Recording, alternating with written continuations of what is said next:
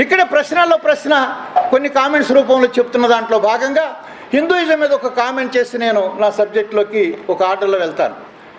What is Hinduism? వాళ్ళు అంటారు వాళ్ళ మాటల్లోనే అది మతం కాదని. వాళ్ళు అన్నారు కనుక మనం ఒప్పుకోవాలా? నిజంగానే మతం కాదు అది. It's not a religion, it is a culture అంటున్నారు. ఇట్స్ ఎ నేషనల్ కల్చర్ అంటున్నారు.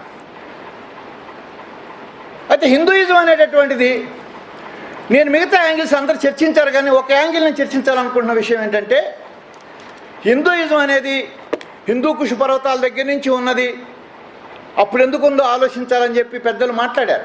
ఓకే, అప్పటి నుంచి ఉన్న మాట నిజమే. అప్పటి నుంచి ఉన్నదాన్ని ఎప్పటి నుంచి వాడకంలోకి తెచ్చారు, దట్ ఈజ్ మోర్ ఇంపార్టెంట్.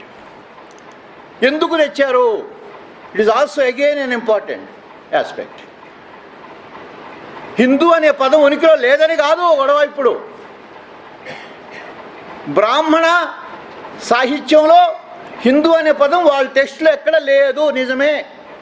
కానీ అదే బ్రాహ్మణులు ఎందుకు వాడుతున్నారు దాన్ని? ఏ పర్పస్ కోసం వాడుతున్నారు? అప్పటి నుంచి ఉందని చెప్పడం కరెక్ట్ కాదు, అప్పటి నుంచి లేదు అని చెప్పడం కరెక్ట్ కాదు. ఇప్పుడు ఎందుకు వాడుతున్నారు అనేది ముఖ్యం. ఇప్పుడు ఎందుకు వాడుతున్నారంటే రెండు ముక్కల్లో చెప్పాలి అంటే వర్ణ సమాజం ఆర్య సమాజాన్ని కప్పిపుచ్చడానికి వేసుకున్న ముసుగు. హిందూయిజం బ్రాహ్మణిజాన్ని ఆధునిక రూపంలో కప్పుకోవడానికి వేసుకున్న ముసుగు. ఇప్పుడు అంటారు imperialism is nothing but it is the highest stage of capitalism అని. నేనంటాను Hinduism is a modern stage of Brahminism. Modern stage of Brahminism. Modern స్టేజ్లో కూడా సెక్యులరిజం అంటే అర్థం ఏంటంటే మా పెద్దలు కొంతమంది మాట్లాడారు. ఇక్కడ లింక్ ఉంది సెక్యులరిజానికి కూడా. ఏమిటది? రాజు దైవం సంబోధుడు, రాజు దేవుడితో సమానమైనటువంటి వాడు అని చెప్పి ఒక రిలీజియస్ ఫిలాసఫీ చెప్పింది. అక్కడ భూస్వామి వర్గం అట్లా చెప్పించింది. ఎప్పుడైతే ఒక బూర్జువా డెమోక్రటిక్ రెవల్యూషన్ తీసుకురావాల్సుకున్నటువంటి పెట్టుబడిదారులు ఎవరైతే ఉన్నారో వాళ్ళు ఆ మతపరమైనటువంటి ఆ కాలపు చారిత్రక అంశాన్ని మార్చదలుచుకున్నారు. రాజుల సొమ్ము రాళ్ళు పాలవుతుంది, అట్లా కాదు, దాన్ని పెట్టుబడి పాలు చేయాలనుకున్న వాళ్ళు రాజరికాన్ని దించాలి అంటే రాజు దేవుని సమానం అంటే అటు దిగుతాడు వాడు. వాళ్ళని దించాలి అంటే మతం కూడా దించమని చెప్పాలి, లేదా పక్కకు తొలగిపోవాలి. రాజు దైవం సంభూతులని చెప్పిన మతమే రాజుల ప్రభువులు కాదు ప్రజల ప్రభువులు అని చెప్పాల్సిన ప్రజాస్వామ్యంలో మతాన్ని రాజకీయాల నుంచి రాజ్యం నుంచి వేరు చేసి చూడమని చెప్పింది. దట్ ఈజ్ సెక్యులరిజం అని చెప్పింది. కానీ ఇండియాలో సెక్యులరిజం ఉనికిలోకి రాదు. మీరు డెఫినేషన్లు కనుక్కోండి, డిక్షనరీలు వెతుక్కోండి. కానీ ఇండియాలో సెక్యులరిజాన్ని బ్రాహ్మణిజం రానియదు. నేషనలిజం అనే రూపంలో అది అడ్డుపడుతున్నది. మన రాజ్యాంగంలో కూడా సెక్యులరిజం అని తావు లేకుండా చేశారు, గమనించండి. ఎందుకనంటే అక్కడ ప్రపంచంలో ఇతర దేశాల్లో రచరికిము పోయింది. రాజు దైవం సంభూతులని చెప్పినటువంటి దానికి కాలం చెల్లింది, రాజులు కూడా పోయారు, చరిత్ర మారింది. కానీ ఇక్కడ బ్రాహ్మణిజం పోదలుచుకోలేదు. మోడర్న్ యుగంలో అది పోదలుచుకోలేదు కనుక, పోయినా పర్వాలేదు అనుకోవడానికి వీల్లేదు కనుక అది సెక్యులరిజాన్ని రానివ్వదలుచుకోలేదు. ఒక సూత్రం చెప్తాను మీకు. జగమంతా దైవాధీనం, ఆ దైవం బ్రాహ్మణాధీనం, ఆ బ్రాహ్మణం మంత్రాధీనం. జగమంతా దైవాధీనం, ఆ దైవం మంత్రాధీనం, ఆ మంత్రం బ్రాహ్మణాధీనం. బ్రాహ్మణో మమ దేవత. బాపనోళ్లే దేవుళ్ళు. అక్కడ రాజు దేవుడి తర్వాత దేవుడు అంతటి వాడు. ఇక్కడ దేవుడి తర్వాత దేవుడు అంతటి వాడు రాజు కాదు, బ్రాహ్మడు. కనుక రాజు దైవాన్ సంభూతుడు, రాజులే ప్రభువులు అనేటటువంటి ఫ్యూడల్ అంశాన్ని ప్రజలే ప్రభువులు అని చెప్పాల్సి వస్తే రాజులు పోయారు కనుక పర్లేదు, కానీ ఇక్కడ బ్రాహ్మణులు పోవడానికి పోలేదు కనుక వాళ్ళు బ్రాహ్మణ దైవాన్ సంభూతులని చెప్పే దగ్గరనే ఆపాలనుకున్నప్పుడు బ్రాహ్మణ దేవుడు లాంటి వాడు అని చెప్పి మోడర్న్ యుగంలో చెప్తే నడుస్తుందా? నడవదు. కనుక వాళ్ళు నేషనలిజాన్ని తీసుకుని ఇచ్చారు. స్వధర్మ, స్వదేశీ అని. స్వధర్మం అంటే ఏం లేదు, సొక్కుల ధర్మే. సొక్కుల ధర్మే, మనుధర్మే, స్వధర్మ. ఈ రకంగా చూసినప్పుడు ఇక్కడ నేను ఒక పాయింట్ టచ్ చేసి వదిలేస్తాను ఈ ఆర్గ్యుమెంట్. అదేమిటంటే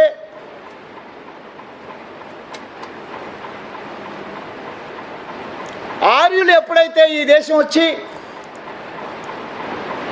ఆధిపత్యం ధ్వంసం చేయటంలోనూ ఆధిపత్యం నెలకొల్పుకోవడంలో ఒక పాత్ర వహించినా వాళ్ళకు ఒక అభద్రతా భావం ఉంది. ఏంటి అభద్రతా భావం? ఎప్పుడైనా మనం అవుట్ సైడర్స్ అన్న సంగతి బయటపడితే మన తాట తీస్తారేమో. మనం ఎప్పుడైనా అవుట్ సైడర్స్ అనే విషయం తెలిస్తే, ఇప్పుడు జాతీయవాదం ఎంత పవర్ఫుల్ ఉందో చూశారు కదా మీరు. నేషనలిజం అంటే ఎంత పవర్ఫుల్, ఎంత దుర్మార్గపు ఫాసిస్ట్ అణచివేతనైనా సరే నేషనలిజం పేరిట చలామణి చేసుకోవచ్చు. కుక్క పిచ్చిదంటే ఎంత కొట్టుడు కొట్టినా కానీ ఎవడు అడగడు. అలాగా అప్పుడు ఆర్యులు ఆధిపత్యం నెలకొల్పుకోవాలి అంటే ఆర్యుల ఆధిపత్యం కూడా నెలకొల్పుకోవచ్చు.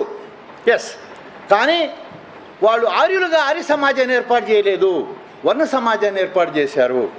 వర్ణ సమాజాన్ని ఎందుకు ఏర్పాటు చేశారంటే ఆర్య సమాజాన్ని మనం అంతు పట్టుకోకుండా ఉండటం కోసం. అది ఎట్లా ఒక ముసుగో. అదే సమయంలో ఆర్యులు వాళ్ళకి ఇక్కడ ఒక నేషనల్ ఐడెంటిటీ లేదు లేదు లేదు లేదు. మరి నేషనల్ ఐడెంటిటీ లేకపోతే మోడర్న్ కాన్సెప్ట్కి, నేషన్ స్టేట్ కాన్సెప్ట్కి, మోడర్న్ నేషన్ స్టేట్ కాన్సెప్ట్కి ఒక నేషన్ కావాలి కదా. మా ఆలోచిస్తున్నాడు నేషనలిజం వితౌట్ నేషన్ అని. Nationalism without nation, that is Indian nationalism. India is not a one nation country, it is not a nation state, but there is an existence of nation. What is that nation? That is RSS nation, that is Hindu nation, that is cultural nationalism.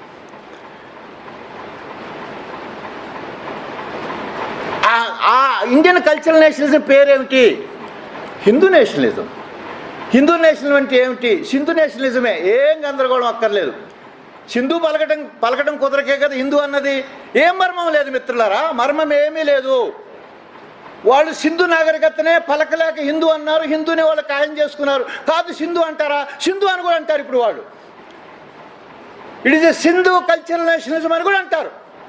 ఎందుకని అంటారంటే విదేశీలైన ఆర్యులకి ఈ దేశంలో అబొరిజినల్ origin లేదు కనుక ఎప్పుడైనా నీలాంటి నాలాంటి వాళ్ళని క్వశ్చన్ చేస్తామని మనం తీసుకోవాల్సినటువంటి సింధు నేషనలైజేషన్ని వాళ్ళే తీసుకున్నారు. వాళ్ళు తీసుకున్నారు కనుక మనం కూడా హిందూ, మన వాళ్ళు చాలామంది అంటున్నారు మనం హిందూ అందామని. మనం హిందూ అంటే వాళ్ళకి ఏమీ భయం లేదు. నా అభిప్రాయం చెబుతున్నా.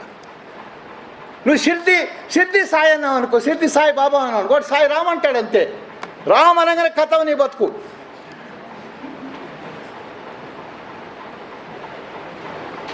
రామ్ అంటే చాలు. దే సింప్లీ దాన్ని ఏమంటాం ఆక్టోపసిజం అనమాట. అది అన్నింటినీ అలా కబలించుకుంటూ దేన్ని మిగలలేకుండా. అందుకని నేను ఎక్కువ డీటెయిల్స్లోకి వెళ్ళను. నా పాయింట్ ఆఫ్ వ్యూలో ఏంటంటే modern Hindu nationalism nothing but Sindhu నేషనలిజమే. కానీ అది మనం ఓన్ చేసుకోవాల్సింది సింధు నాగరికత తర్వాత వచ్చినటువంటి ఆర్యులు ఓన్ చేసుకొని దానికి వాళ్ళు హక్కుదారులుగా మారి మనల్ని గందరగోళంలో పెట్టి మనం ముందుకెళ్ళనీయకుండా చేస్తున్నారు. నేను నాకు ఇచ్చిన సబ్జెక్ట్కి సంబంధించినవి ఒక క్రోనలాజికల్ ఆర్డర్లో కొన్ని విషయాలు మీతో షేర్ చేస్తాను. ఒక విషయం మొట్టమొదటిగా నేను ప్రజెంట్ చేయాల్సిన అనుకుంటుంది, కాంక్రీట్గా ప్రజెంట్ చేయాలనుకుంటుంది ఏంటంటే అంబేద్కర్ చెప్పిన అనాలిసిస్ ప్రకారం కానీ ఇండియన్ దేశీయ ఇంటలెక్చువల్స్ అయినటువంటి పూలే అంబేద్కర్ చెప్పినటువంటి అనాలిసిస్ నుంచి చూసుకున్నప్పుడు అంబేద్కర్ కేటగిరికల్గా ఏం చెప్పాడు అంటే ఇండియా వర్గ వ్యవస్థకి మినహాయింపు కాదు అని చెప్పాడు.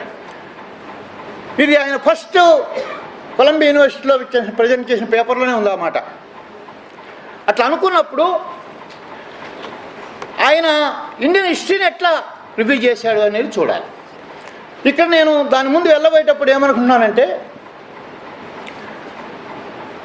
ప్రపంచానికి ఇండియా భిన్నమైంది, అరుదైన ప్రత్యేక స్వభావం కలిగింది ఏమిటంటే వర్ణకుల బ్రాహ్మణీయ సామాజిక వ్యవస్థ అనుకుంటున్నాం కదా అని నేను ట్రెస్ చేస్తున్నాను. ఇది ప్రపంచంలో ఎక్కడ లేదు, ఇక్కడ మాత్రమే ఉంది. ఇక్కడ మాత్రమే ఉంది అనేది ప్రతి దేశానికి దాని చరిత్రను బట్టి ప్రత్యేకత ఉంటుంది అనేది చాలదని ఇది ఒక అరుదైనటువంటి ఒక యూనిక్ ప్రత్యేకత అని చెప్పి నేను నొక్కి చెబుతూ ఆ యూనిక్ ప్రత్యేకత ఏంటంటే దేశీయమైనటువంటి కొన్ని అంశాల్లో ప్రత్యేకతలు కాదు, ప్రపంచంలో ఎక్కడ లేని ఒక అదనపు వ్యవస్థ, క్యాస్ట్ ప్లస్ ఆర్ సర్ప్లస్ అంటామే, అది క్యాస్ట్ ప్లస్. ఇక్కడ అదనపు వ్యవస్థ ఈ దేశంలో చొప్పించబడింది. ద వర్ణ జాతి Brahminical system is a system, is an additional system in addition to class system. The Varna caste Brahminical social system is a unique specific system. It is an additional system in addition to class system in India. అప్పుడు ఏమవుతుంది? It is a country of two systems, that is class system and caste system. To admit this point, ఇది మీరు ముందు admit చేసుకోండి, అనుమతించండి. దీన్ని అనుమతిస్తారా లేదనేది మీ చేతుల్లో లేదు మిత్రమా. It's Indian reality, also set by Ambedkar. ఇక నేను ఆ పాయింట్ దగ్గర నుంచి స్టార్ట్ చేస్తాను. ఆ పాయింట్, ఈ పాయింట్ ఇక్కడ స్టార్ట్ చేస్తే ఇండియాలో చరిత్ర వర్గకుల చరిత్రగా ప్రారంభమైంది. ముందు ప్రపంచంలో అన్ని దేశాల్లో వర్గ వ్యవస్థ ఆవిర్భవిస్తున్న దశలో సింధు నాగరికతలో వర్గం ఆవిర్భవించింది. ఆవిర్భవించే దశలోనే వేరు పురుగులాగా బ్రాహ్మణిజం, దాన్ని వేరు పురుగు అంటే తెలుసు కదా మీకు. మొక్కకు వేరు ఉంటుంది, ఆ వేరు దగ్గర పురుగు పట్టిందంటే ఆ వేరు పురుగు ఆకుల్ని, కొమ్మల్ని, పువ్వుల్ని, మొగ్గల్ని అన్నిటినీ పట్టింది పీడ. అట్లాంటిది వర్గ ఆవిర్భావ దశలోనే ఆవిర్భవించినటువంటి వర్ణ వ్యవస్థ మళ్ళీ వర్గం అంతరించేదాకా కొనసాగుతుంది కుల వ్యవస్థ రూపంలో. కుల వ్యవస్థ ఎప్పుడు పోతుంది, ఎప్పుడు పోతుంది? తొందరపడకండి. ముందు అసలు వర్గ వ్యవస్థతో పుట్టింది అనుకుంటే వర్గ వ్యవస్థ ఉన్నంతకాలం అది ఉంటుంది, వర్గ వ్యవస్థతో పాటే పోతుంది అనేది ఎప్పుడైతే నీకు అర్థమైందో, అస్పృశ్యత పోవాలంటే కుల వ్యవస్థ పోవాలని అంబేద్కర్, కుల వ్యవస్థ పోవాలంటే వర్గ వ్యవస్థ కూడా పోవాలనేది కూడా చెప్పాడు అంబేద్కర్. కాబట్టి రెండు అంశాలు మీరు ఎక్కువగా పరిశీలనలో తీసుకోవట్లేదు. అందుకనే brahminism is an expression of caste system.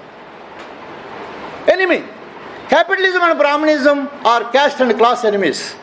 ఈ రెండింటికి వ్యతిరేకంగా బ్రాహ్మణిజాన్ని సోషల్ జస్టిస్తోనూ, ఇంటర్ క్యాస్ట్ మ్యారేజెస్తోనూ, క్యాపిటలిజాన్ని సోషలిజంతోనూ, స్టేట్ సోషలిజంతోనూ నిర్మూలించవచ్చు అని చెప్పాడు. అంతిమ సమాజం casteless and classless society is an ideal society of Ambedkar. am I right or not? నేను ఇప్పుడు ఈ రెండింటి మధ్య ఇండియాలో వర్ణ కుల వ్యవస్థ వర్గ వ్యవస్థతో పాటు కలిపి చూడాలని చెబుతూ వర్గరహిత సమాజం, కులరహిత సమాజం దాకా దాన్ని అణిచేసి చూడటమే ఇండియన్ హిస్టరీ. ఈ చరిత్ర మధ్యలో జరిగిన ఇండియా చరిత్ర మొత్తం, చరిత్ర సమస్తం వర్ణ కుల వర్గ పోరాటాల చరిత్రే. వర్ణ కుల వర్గ పోరాటాల చరిత్రే ఇండియా చరిత్ర, ప్రజల చరిత్ర సమస్తం. అయితే ప్రత్యేకంగా చూస్తే బ్రాహ్మణిజం అనేది ఒక అడిషనల్ సిస్టమ్గా ఇండియాలో చొప్పించబడింది కనుక, ఇండియాలో ప్రజలు బ్రాహ్మణిజం అనే దానికి ఒక పీడన గురయ్యారు కనుక ఈ చరిత్ర సమస్తం కూడా బ్రాహ్మణేతర పోరాటాల చరిత్ర అని చెప్పి ప్రత్యేకంగా ఒక విశేషమైన ప్రత్యేకతగా నొక్కి చెప్పాల్సిందే. బ్రాహ్మణేతరవాదం బుద్ధిజం రూపంలో ప్రాచీన యుగంలో ఉండొచ్చు, బ్రాహ్మణేతరవాదం మధ్యయుగంలో భక్తి ఉద్యమాల రూపంలో ఉండొచ్చు, బ్రాహ్మణేతరవాదం ఆధునిక యుగంలో పూలే అంబేద్కర్ వాదం రూపంలో, బహుజనవాదం రూపంలో ఉండొచ్చు. But all the history of India is a history of Brahmin and anti-Brahmin and Brahmin and non-Brahmin struggles of the people. ఈ రూపంలో చెప్పినప్పుడు హిస్టారికల్ మెటీరియలిజాన్ని జనరల్ బేసిక్ పాయింట్గా తీసుకుంటూ ఈ సెమినార్లో నాకు ఇచ్చిన సబ్జెక్ట్లో పూలే అంబేద్కరిజం, బహుజన ఇంటలెక్చువల్స్కి సంబంధించిన దాంట్లో పూలే అంబేద్కర్ ఇద్దరిని బహుజన ఇంటలెక్చువల్స్ అనే ప్రాతిపదిక మీద దాని తదుపరి కాలంలో దాన్ని ముందుకు తీసుకెళ్తున్న అనేక మంది కృషి చేశారు. శరత్ పాటిల్, మా కేజీ సత్యమూర్తి, అమరుడు మారోజు వీరన్న, ఇంకా దేశంలో అనేక మంది ఉన్నారు. ఇక్కడ మాలాంటి వాళ్ళందరూ యూనివర్సిటీ అనేక మంది ఈ ఆలోచనతో ముందుకెళ్తున్న వాళ్ళు ఉన్నారు. ఈ క్రమంలో నేను కొన్ని విషయాల్ని మీ ముందు ఉంచుతాను. మాకు డాక్టర్ గారు లేవనెత్తిన దాంట్లో అసలు ప్రాచీన మధ్యయుగాల్లో వర్గం అనే ఒక వ్యవస్థ ఉందా, అది ఉనికిలో ఉందా, ప్రత్యక్షంగా ఉందా అని ఒక ప్రశ్న లేవనెత్తారు. నేను ఒక విప్లవ కమ్యూనిస్ట్గా ఉద్యమంలోకి వచ్చిన తొలి దశలో పందా కార్యక్రమం అని చెప్పి 2 డాక్యుమెంట్లు తయారు చేస్తారు మా పార్టీలో వాళ్ళు. పందా కార్యక్రమం ఆ రెండిట్లో మొదటి పేర ఇట్లా మొదలవుతుంది. మన ఇండియా ప్రపంచంలోనే అరుదైనటువంటి బహుముఖాల సంస్కృతికి సంబంధించినటువంటి అటువంటి ఒక దేశము అని మొదటి పేరాలో ముగిస్తారు. ఆ మొదటి పేర అయిపోయింది కదా. అయిపోయిన తర్వాత బ్రిటిష్ వాడు వచ్చినప్పటి నుంచి, భూస్వాములు వచ్చినప్పటి నుంచి, పరిశ్రమలు వచ్చినప్పటి నుంచి, రైతు కూలి వర్గ వ్యవస్థ ఏర్పడినప్పటి నుంచి ఇది వర్గ పోరాటాల చరిత్రను మొదలు పెడతారు. ఇక అక్కడి నుంచి ఈ దశ ఏమిటి, ఇది ప్రజాస్వామ్య విప్లవ దశ, సోషలిస్ట్ దశ, లేదా శోషొచ్చిన దశ, ఇక అవన్నీ మామూలే. ఇందులో అవాయిడ్ చేస్తున్నది ఏమిటి, they don't touch the initial ancient and medieval history.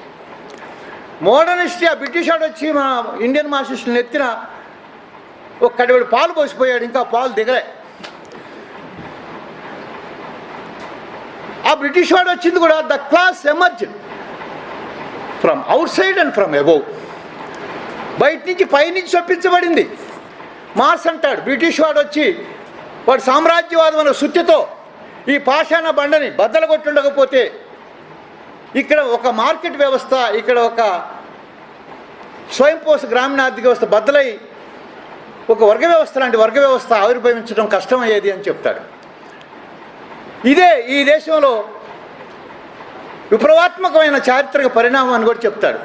వాడు ఎందుకోసమైనా చేయని, ఎందుకోసం చేశాడు, ఏ పర్మనెంట్ రెవెన్యూ కలెక్షన్ కోసం చేశాడు వాడు సామ్రాజ్యం. ఆ చట్టాలు కూడా ఏమంటాయి, permanent settlement act, zamindari act, ryotwari act, permanent settlement of revenue. వాడి అవసరం వాడిది. సరే, నేను డీటెయిల్స్లోకి ఇప్పుడు అక్కడ వెళ్ళను, కానీ ఒక విషయంలో చెప్పదలుచుకున్నది ఏంటంటే, ప్రాచీన మధ్యయుగాల్లో వర్గ వ్యవస్థ లేదా? మరి అంబేద్కర్ ఏమో ఇండియా వర్గ వ్యవస్థకు అతీతం కాదని చెప్పాడు. ఏ రూపంలో చూడాలి, ఏ రూపంలో చూడాలి అన్నప్పుడు అంబేద్కర్ ఏం చెప్పాడో చెప్తాను, మా మార్క్సిస్టులు ఏం చెప్పారో చెప్తాను, వాస్తవం ఏమిటో కూడా చెప్తాను. సౌలభ్యం కోసం మార్క్సిస్టులు ఏం చేస్తారు అంటే, ప్రతిదాన్ని వర్గంతో ఐడెంటిఫై చేసి చెప్పి వాళ్ళ బాధ తొలగించుకుంటారు. వర్ణ వ్యవస్థ కూడా ఒక రకంగా వర్గ వ్యవస్థ భయ అంటారు. ఎట్లా భయ అంటే, ఏమీ లేదు, 3 అగ్రవర్ణాలు ఎవరైతే ఉన్నారో వాళ్ళు పాలక వర్గం, 4వ వర్ణం శూద్రులు ఉన్నారే వాళ్ళు పాలిత వర్గం. పాలిత విభజన ఎక్కడైతే ఉందో అక్కడ వర్గ వ్యవస్థ ఉన్నట్టని మార్క్స్ కొండ గుర్తు చెప్పాడు. కావాలంటే చూడండి, ఆ కొండకి చూడండి, గుర్తు కనపడుతుంది అంటారు. నిజమే, కొండ గుర్తు కరెక్టే. పాలిత విభజన లేదా? ఉంది. మరి పై 3 పాలకులే కదా. అంబేద్కర్ కూడా ఏమంటాడు, నా జాతి పాలితులుగా కాదు పాలకులుగా చూడాలనుకుంటాడు. అంటే ఇప్పుడు ఇది పాలితుల జాతులు ఉంది కదా, మరి పాలకులకు వ్యతిరేకంగా అంబేద్కర్ కూడా అదే భాషలో చెప్పాడు. మరి ఆ పాలితులు ఈ పాలితులు, ఆ పాలు ఈ పాలు, దూడపాలు గెలిపాలు, ఆవు పాలు, అన్ని పాలు ఒక పాలు అయిపోతుంది. ఎందుకు ఈ తిప్పలు? అది వర్గ వ్యవస్థ కాదు. వర్ణ వ్యవస్థను ఎందుకు ఒప్పుకోరు? ఆ వర్ణ వ్యవస్థ వర్గం లాంటిదే. ఆ అబ్బాయి మా అబ్బాయి లాంటివాడే. ఎట్లయితాడు ఆ అబ్బాయి మీ అబ్బాయి? ఆ అబ్బాయి వాళ్ళ అమ్మ నాయన పుట్టాడు, ఈ అబ్బాయి మీ అమ్మ నాయన పుట్టాడు. ఎక్కడ తేడా ఉంది? ఎక్కడ తేడా ఉందంటే, నేను అంటున్నాను, ఆర్య సమాజం ఆర్య ఆధిపత్యాన్ని ఒక హైప్ని క్రియేట్ చేసుకొని ఇక్కడ దొరకకుండా తప్పించుకోవడం కోసం ఒక ప్రత్యేక వ్యవస్థను ఎస్టాబ్లిష్ చేసుకోవాలనుకున్నప్పుడు, అది ఒక ప్రత్యేకమైనటువంటి అదనపు వ్యవస్థను ఎస్టాబ్లిష్ చేయడానికి ప్రయత్నం చేసినప్పుడు, దాని పేరు వర్ణ వ్యవస్థని రూపం ఇచ్చినప్పుడు తీసుకొచ్చింది ఏదైతే ఉందో, అందులో నేను ఇందాకే చెప్పాను, మళ్ళీ అగైన్ కొంచెం గుర్తు చేయడం కోసం చెప్తున్నాను. ఏమిటది? దీంట్లో దేవుడి తర్వాత రాజు దేవుడు అంతటి వాడు అని ఏదైతే ప్రపంచంలో అన్ని చోట్ల ఆ హైరార్కీ ఉందో, a general hierarchy in the system. God, ఇందాక కూడా రాంపుని అని చెప్పాడు, గాడ్ని మనం మొక్కుతాం. పైన పరమాత్మ అని, పైలోక ప్రభు అని. కిందలోక ప్రభువుల కంటే పైలోక ప్రభు సుపీరియర్. పైలోక ప్రభు సుపీరియర్ వెన్ కంపేర్ విత్ కిందలోక ప్రభువు కంటే. కిందలోక ప్రభు ఇక్కడున్నటువంటి వాళ్ళందరికంటే బాస్. భూమి మీద ఉన్న వాళ్ళందరికీ వీడి దేవుడు అయితే, వీడితో సహా పైన ఉన్నవాడు అందరికీ దేవుడు. This is the hierarchy. ఈ హైరార్కీలో ఈ హైరార్కీ అలాగే ఉంటే వర్ణ వ్యవస్థ లేదు, బ్రాహ్మణిజం లేదు. ఇక్కడ హైరార్కీలో రాజు కంటే దేవుడి తర్వాత బ్రాహ్మణ దేవుడు అంతటి వాడని చొప్పించడమే బ్రాహ్మణిజము. ఎందుకు ఆ పేరు పెట్టాలంటే that is the Brahminism, that the definition of the Brahminism. భూస్వామ్య వ్యవస్థను ఎందుకంటాం? భూస్వామ్యం మనకు భూలేఖను తింటాడు కనుక. నేను యాక్టివిస్ట్, నాకు అట్లాంటి సాధారణ భాష వస్తుంది, అకాడమిక్ లాంగ్వేజ్ అంతకు రాదు. భూస్వామిని భూమి ఉన్న స్వామిని ఇచ్చే కదా మనం కొలుస్తున్నది భూస్వామిని. ఇక్కడ బ్రాహ్మణ ఆధిక్యతని మొత్తం వ్యవస్థ మీద నెలకొల్పుకుంటాడు, దట్ ఈజ్ బ్రాహ్మణిజం అంటున్నాను. బ్రాహ్మణుడి కంటే పయ్యోడు లేడు, దళితుడి కంటే కిందోడు లేడు, మధ్యలో ఉన్నాడు ఎడిపోవాలో వాడికి తెలియదు, మనకి తెలియదు. That is Brahminism.